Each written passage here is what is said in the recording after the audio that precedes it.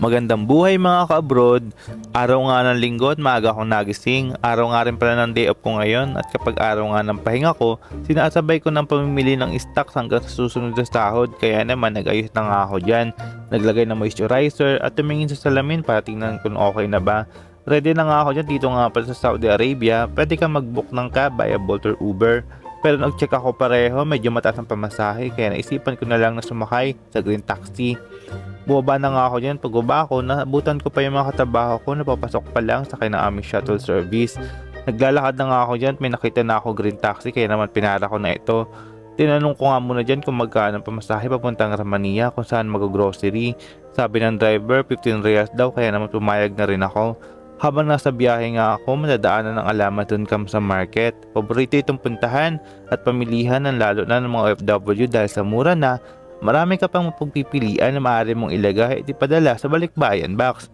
Madadaanan nga rin pala dito ang iba't ibang building kasama na dyan ang insurance company na pinagtatrabahuhan ko dito sa Al Khobar, Saudi Arabia.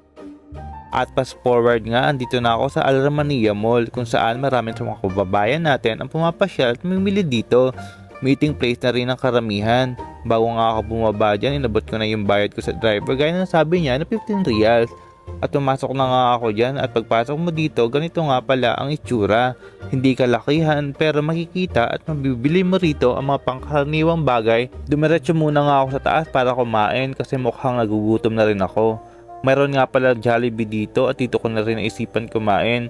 Umorder na nga pala ako dyan ng 2-piece chicken joy with drink at habang kumakain nga ako dyan, iniisip ko na kung ano pa mabibilhin kong mga stocks at pagkatapos ko nga kumain, nadaanan ko nga itong pasalubong bakery kaya naman napabili ako nitong butchi-butchi na paborito ko. Agad na rin akong bumaba dyan at pagbaba ko, nakita ko nga naman itong Madina Gold Shop. Naalala ko ang papa ko na matagal na nagre-request sa akin na bilhan ko daw siya ng sing-sing o kwintas. Kaya naman nagtanong-tanong na rin ako kung magkano ito para kapag sakaling nagka-budget na ako, mabibilhan ko na siya.